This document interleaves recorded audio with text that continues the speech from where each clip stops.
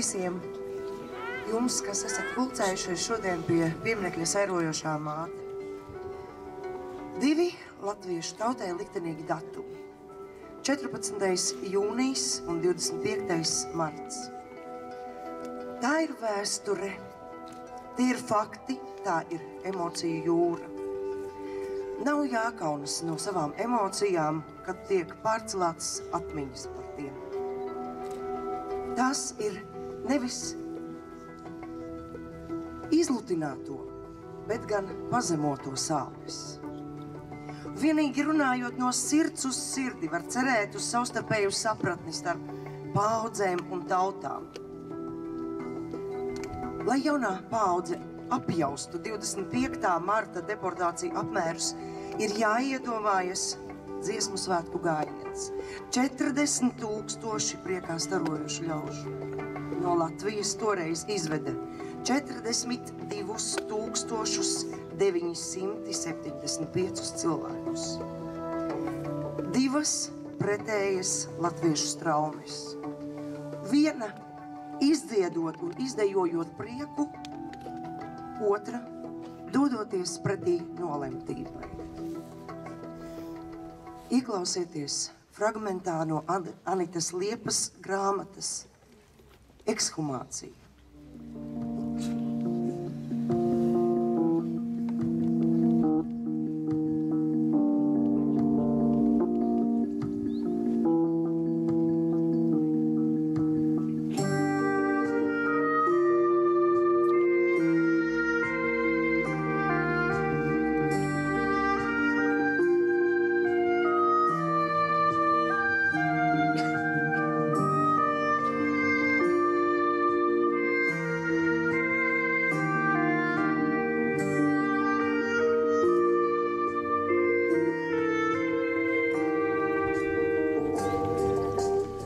Dzīve kā ar milzu cirvi tika pārcirsta 2 daļās.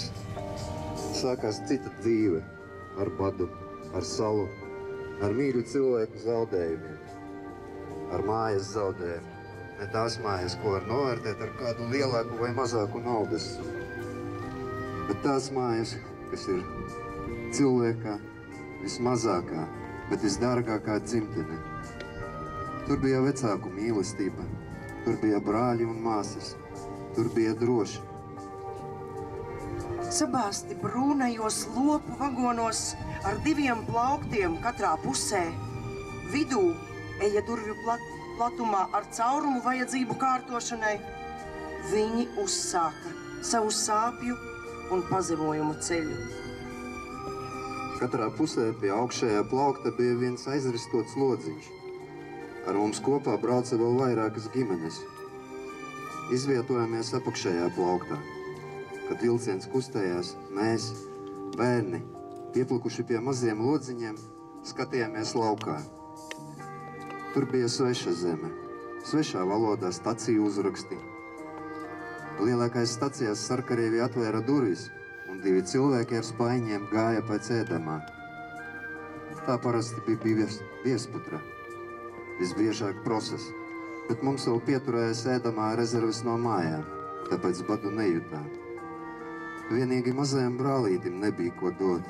Viņš nesmaidīja vairs, tikai žēli raudāja, un viņa mazajā sēņā iegula veca cilvēka sāpīgie vaipsti. Bet viņam vēl nebija gadiņš. Sirds sažņaudzās skatoties uz viņu.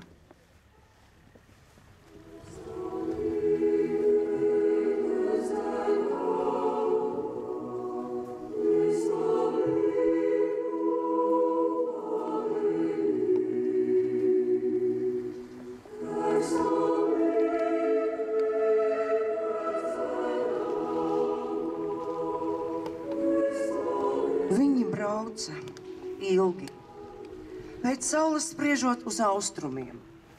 Garām slīdošie staciju nosaukumi kļuva ar vien svešāki pat tiem, kas mācījušies cara laika skolās.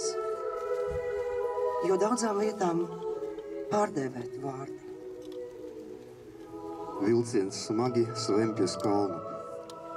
Mežs stāvas klinšu sienas, zaļas noriņas, strauja kalnūpe, Tās krastā balti kliņšu stabi, Urāli.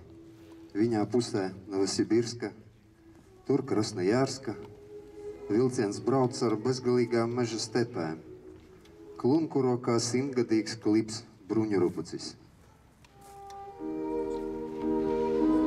Kur tu esi? Kur tu zudi? Kur lai tevi meklēt eju? Ceļi tāli, ceļi gludi. Vakars aizsec tavu seju. Vai aiz kalna, vai aiz sila, vai aiz jūras dzīlēm zaļām. Nesaka to zvaigznes zina, diena slēpj aiz balsīm skaļām. Ceļi tāli, ceļi gludi, vakars aizsedz tavu seju. Kur tu esi? Kur tu zudi? Kurp, lai tevi meklēt eju? Mūsu pirmā apmešanās vieta bija Deņisovkas ciems. Tur nometināja vairākas latviešu ģimenes. Tas bija samērā liels ciemats ar koka mājām. Tur mēs ilgi nepalikām. Pēc dažām dienām mūs aizveda uz citu vietu. Tas bija mazāks ciemats, Maksimovka. Šeit bija arī skola. Par darbu neko nemaksāja. Visvairāk nepatika raudēt labību, un lielas jēgas no tā nebija. Tad nāca siena pļauja, labības vākšana, kaņepju plūkšana, meža un vēl citi darbi. Bet ziemā sniegs tik dziļš, kādu Latvijā nekad neesmu redzējis. Likās nekad neizkusīs. Visa pasaule šķita balta un augsta. Sniega vīrus mēs nevēlām un nepikojāmies, jo kailām rokām ziemas prieki nevilina. Cimdu jau nebija.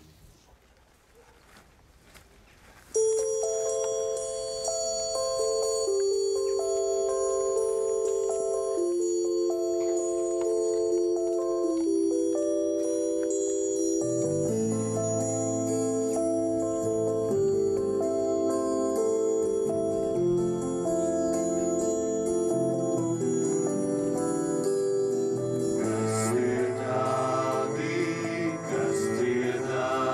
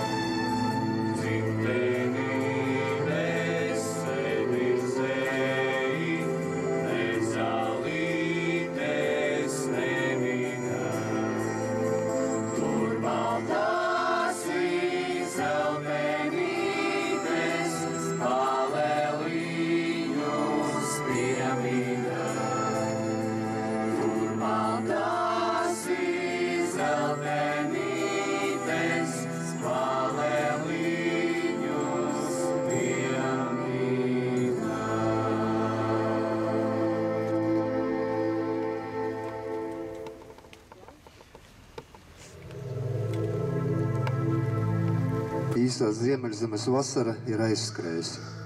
Dzimtenē vēl rudzu mēneša pēdējo nedēļu siltums, dārzos no ābelēm krīt baltie dzidrie, gatavojas plūmes.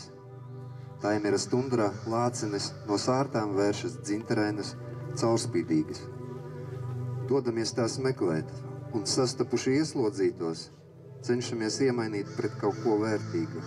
Par zelta kabatas pulksteni sēna, lai nu maizes klaipu. Tāda ir Noriļskā maizes cena.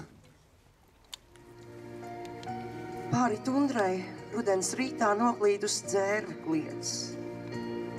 Tā tev mūžīgajā salā vienaldzīgam palikt liedz. Nogurusi, izmisusi, pazaudētos draugus sauc. Neatsaucas, nav neviena. Vētra padebešus jauc. Bet tā par spīti vētras brazmām, kas to mākoņu vēlos rok, tā ar vien veld lepni ceļas, vēl tai spārne nesaplok. Grib tā vēlreiz redzēt sauli, vēlreiz dzimto zemi sveikt. Tāpēc mežonīgai vētrai vārgo putnu neuzveikt. Tumsa. Šķiet saule nodzisusi un aizlidojusi izplatījuma tālēs, un to nekad vairs neredzēs. Sākusies garā polārā nakts, sejā cērtas drupams sniegs, blāvi mirgos puldzes pie vārtiem, Ziemassvētki.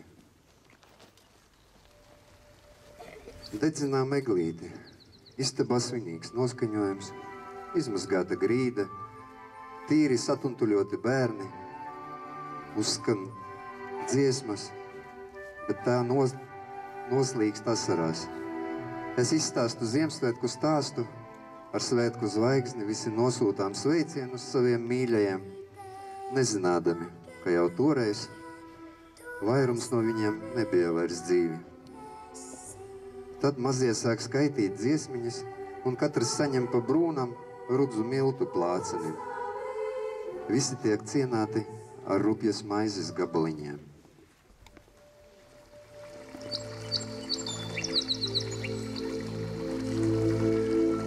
Tad atkal nāk pavasaris. Visi lāču kalnu strauti pasprukuši vaļā, kalnu galotnēs sniegs turoties līdz pat jāņiem, bet aizās augu vasaru līdz pat jaunajiem puteņiem. Tundra pārklājas ar zaļumu, spožā zilumā iezaigojas ezeru sejas. Viendien pār ciemiem saugdams lido putni. Pāri, projām, tundrā. Smeldzīgi skan viņu sveiciens, bet viņi ir brīvi. Kā izdzīvojām? Kaut kur sirds dziļumos kvēlojas pītība, izmisīga doma saglabāt sevi.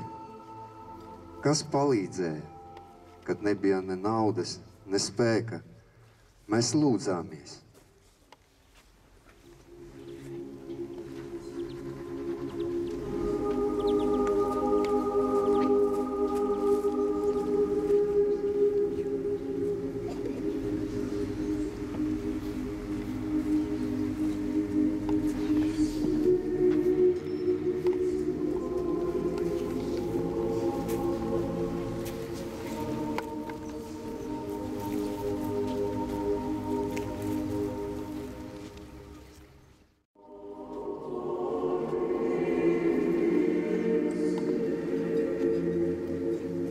Nu pat mēs dzirdējām fragmentu no Anitas Liepas grāmatas Ekshumācija. Ik gadu 14. jūnijas, 25. marts. 2 likteņa brāļi. Arī ļaudis nāk kopā. Daudzi gan vienīgi tikai domās. Ne jau tikai tādēļ, lai pieminētu upurus un sūdzētos par savām miesas un dvēseles skaitēm. Šie 2 datumi ir apstāšanās zīmes, kas ļauj skaidrāk ieraudzīt kopsakarības vesela gadsimta garumu. Šīs apstāšanās zīmes ir aicinājums visām paaudzēm apstāties un pārbaudīt savu sirds gudrību. Tie, kas nav iemācījušies redzēt ar sirdi no savas un mūsu kopīgās pagātnes ceļa somā līdzi spēj paņemt tikai tās sliktāko daļu, kamēr labākais tā arī paliek nepamanīts. Mazo tautu lielums ir atkarīgs no to gribas. Par to var pārliecināties, redzot, cik krāšņi un skaisti tautas griba vienmēr uzziet dziesmu un deju svētkos. Kaut arī mēs baidāmies no sāpēm, tomēr ik pa brīdim līdz asinīm knibinam vaļā savas dvēseles rētas. Ko mēs tajās meklējam? Pagātnē ar mums izdarījās divējādi. Vai nu izsūdz mūsu spēkus, vai mūsu stiprību. Viena lieta ir nopietni pētīt noziegumus pret cilvēci, to cēloņus un sekas. Pavisam cita – turpināt dzīvot pagātnē arī tad, kad ir skaidrs, tajā neko vairs nespēsim mainīt. Jo mēs dzīvojam šodien. Mainīgā tagadne ir kā mīkla, kuras raudzēšanā piedalās pilnīgi visi. Gan pilsoņi, gan nepilsoņi, gan jauni, gan veci. Sabiedrības piens un arī tās krējums. Arī tie, kas neiet uz vēlēšanām, lādas un ir nemierā pilnīgi ar visu un visiem.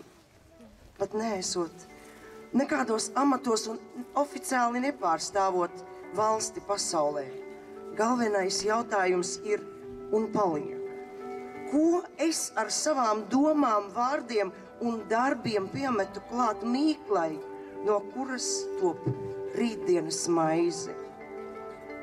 Tādēļ vismaz 2 reizes gadā, 14. jūnijā un 25. martā, apstāsimies un padomāsim. Padomāsim par sevi un piederību savai valstī un savai tautai. Es vēlos dot vārdu tieši šajā brīdī mūsu Dagdas novada domes priekšsēdētājai Sandrai Viškurskundzei.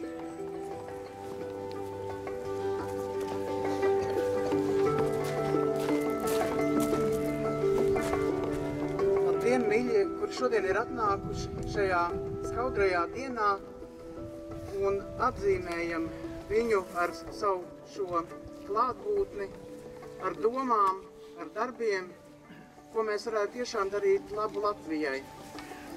1949. gadā 25. martā, kā jūs arī dzirdējāt, ļoti daudz ģimenes un cilvēki tika izsūtīti tikai par to, ka viņi mīlēja savu valsti, ka viņi centās un strādāja viņas labā, ka viņi bija aizstāvējuši viņu, un līdz ar to viņi uzsāka šo nežēlīgo braucienu uz Sibīriju, kad dažu minūšu laikā viņiem vajadzēja salasīt attiecīgas mantiņas, kuras bija ierobežotas svarā, un līdz ar to daudz paņēma līdzi tiešām maizes kukuli, daudz paņēma līdzi izplēstu grāmatas lapiņu, jo tur bija lūkšana. Daudz paņēma līdzi kaut ko vairāk kā grāmatu, lai varētu rakstīt vēstules mājās saviem dārgajiem radiniekiem, draugiem, kaimiņiem par to, kā tad viņiem tur ies šajā Sibīrijā. Arī nesen mūsu novadā bija izstāde vēstules no Sibīrijas uz Bērza tās. Es domāju, ka daudzi šo izstādi īpaši skolnieki apmeklēja vēstures stundās un redzēja, kā šie cilvēki, kuri dzīvoja tālu projām, spēja atrisināt to, kādā veidā paziņot savējiem, ka viņi vēl ir dzīvi, ka daudz kas ir noticies viņu dzīvē, ka viņi tur ir dibinājuši ģimenes un ir piedzimuši bērni.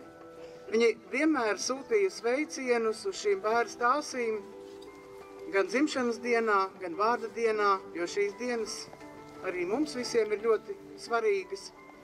Kā viņi sveica Ziemassvētkos, jaunā gadā un citos svētkos, jo tie viņiem bija svarīgi, tur tālumā projām, un šī sasaisti kopā viņiem gāja caur šo bērzu. Bērns bija gan Latvijā, un bērns bija arī Sibīrijā. Un līdz ar to šī saikne mums visiem bija ļoti, ļoti kopīga. Šodien mēs varam noliekt galvu to cilvēku priekšā, kuri tur palika. Dzīvo varbūt arī līdz šodien dienai, jo viņi tika izvest kā mazi bērni, un viņi vairs nevarēja atgriezties, jo bija vienādas ģimenes. Varam noliekt galvu to cilvēku priekšā, kur viņus gaidīja mājās, nesagaidīja mājās un nesagaidīja arī no turienes. Un visiem šodien paldies par to, ka jūs šo liecību gribat dzirdēt un ka jūs gribat saglabāt šīs visas jūtas, kādas bija toreiz tiem cilvēkiem. Un arī šodien mēs redzam, ka no karojošo valstīm šeit uz Eiropu dodās cilvēki.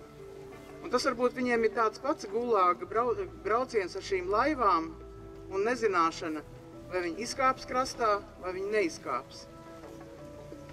Varbūt ir jābūt saudzīgākiem vienam pret otru, jo pati pasaule ir palikusi traka.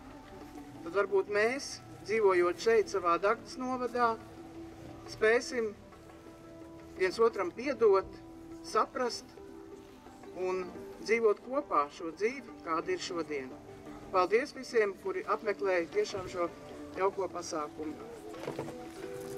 Un pirms mēs dodamies projām no šīs mūsu piemiņas vietas, kur mēs divreiz gadā atnākam, noliecam galvu, noliksim ziediņus, iededzināsim svecīti un nedaudz arī padomāsim par to, ko mēs atstāsim nākamajām paaudzēm. Es aicinu visus nolikt ziedus un iedegt svecītes.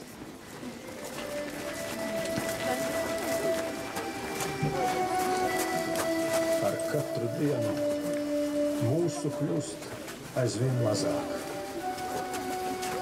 Vai tiešām Latvijai lemts sērdienīgs liktenis?